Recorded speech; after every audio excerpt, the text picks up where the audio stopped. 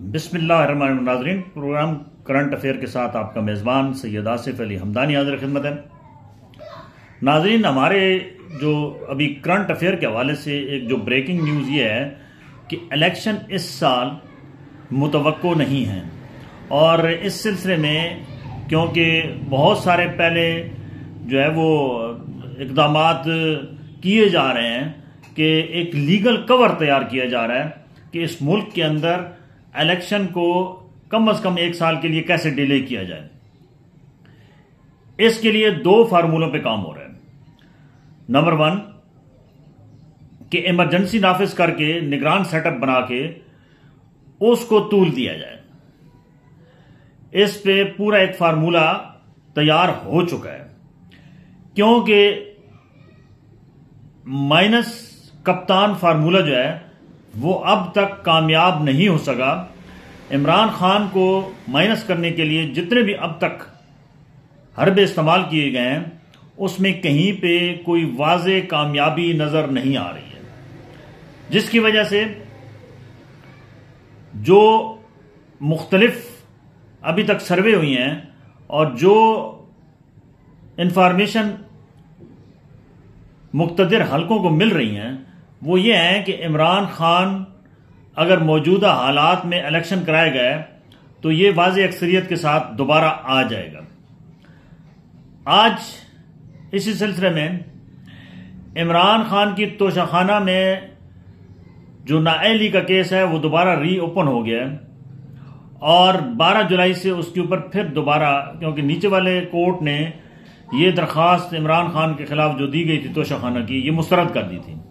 आज उसको district session की अदालत ने मंजूर करते हुए उसके ऊपर बाकायदा 12 जुलाई से नोटिस जारी हो गए हैं और उसके ऊपर बाकायदा दोबारा कार्रवाई शुरू हो रही है, क्योंकि दो सूरतें हैं कप्तान से जान छुड़ाने की। एक, केस को नाअहल करार दिया जाए जिसके ऊपर बहुत ज्यादा जोर दिया जा रहा है। दूसरी सूरत यह है कि इसको किसी तरीके से टैकल करके बैरून मुल्क भिजवाया जाए या गिरफ्तार किया जाए। अब गिरफ्तारी की सूरत में रेजिस्ट हो सकती है और इमरान खान की मजीद पॉपुलरिटी में इजाफा हो सकता है। उसकी वजह यह है कि माजी में भुट्टो को भी जब गिरफ्तार किया गया था तो उस वक्त भी सूरत हाल जो ऊपर बैठे हुए थे उनको बताई जा रही थी, लेकिन वो उन्होंने आंखें बंद की हुई थी और सब अच्छा की रिट लगाई हुई थी, और उसका ये हुआ कि गो के जुल्फकार अली भुट्टो को शहीद कर दिया गया। लेकिन उसके बाद पीपल्स पार्टी का जो वजूद है वो मजीद मुस्तहकम हुआ, और पीपल्स पार्टी उसके बाद दोबारा इक़्तिदार में आई, और वो पार्टी जिसका ये तसव्वुर किया जा रहा था कि सख्त तरीन आमरीत में उसका रेजा रेजा कर दिया गया है, वो पार्टी मजबूत पार्टी बन के फिर उभरी। यहां पे भी सेम उसी प्रोजेक्ट और उसी पैराग्राफ के अंदर काम किया जा रहा है, लेकिन इस वक्त क्योंकि सोशल मीडिया इतना एक्टिव हो चुका है कि ये अब इतना आसान काम नहीं है। दूसरी जानिब IMF का वफद जो है वो कल जमान पार्क में इमरान खान से मिला है। अब इसके पीछे दो वजूहात सामने आ रही हैं। एक तो यह है कि क्योंकि ये 9 माह की जो किस्त जिस पे हुकूमत जश्न मना रही है वो 9 माह के लिए $3 अरब उन्होंने 361 में देने हैं। उस पे उनको अभी तक वो मुतमईन नहीं है IMF कि अगर हम ये इनको कर्ज देते हैं तो इसकी वापसी कैसे मुमकिन होगी, क्योंकि इस मुल्क के अंदर उनको पता है कि स्टेक होल्डर एक पॉलिटिकल पार्टी को दीवार के साथ लगाने के लिए इक़दामात किए जा रहे हैं। लिहाजा उन्होंने इमरान खान को भी एतमाद में लिया है, और कल उन्होंने वर्चुअल टेलीफोनिक भी तमाम जितने भी उनके IMF के नुमाइंदे हैं उन्होंने बातचीत की है, और जमान पार्क के अंदर उनके एक नुमाइंदा भी गई है, और शाह महमूद कुरैशी भी साथ बैठे हुए थे, और एक लंबी डिबेट हुई है मुआशी प्रोग्राम के हवाले से। इमरान खान की भी अपने जो मुआशी टीम है उन्होंने भी उनके जवाब भी दिए हैं, और खान साहब ने भी सब कुछ बताया कि इस मुल्क के अंदर करंटली सूरत हाल क्या है और कैसे जो है वो आगे मामलात आ रहे हैं। अब ये पूरी दुनिया में ऐसे कभी भी नहीं हुआ कि आप इस कदर इंतकामी कार्रवाइयों का मुजाहरा करें कि आप पे कोई ट्रस्ट करने को तैयार ना हो।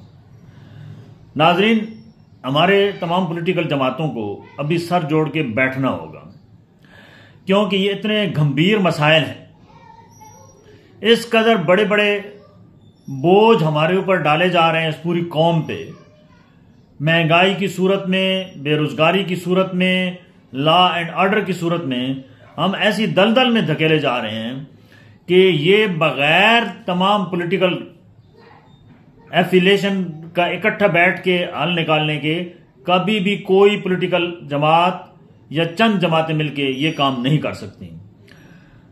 सबको मिलना होगा।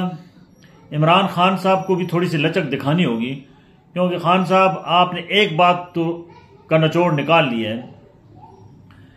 कि यहां पे पॉलिटिकल सिस्टम अभी बहुत कमजोर है। केसेस कैसे बनते हैं आपने इस 1 साल 1.5 साल में देख लिया है कि कौन से इदारे कैसे कैसे काम कर रहे हैं और किस तरीके से रातों रात जो है वो हालात पलट जाते हैं।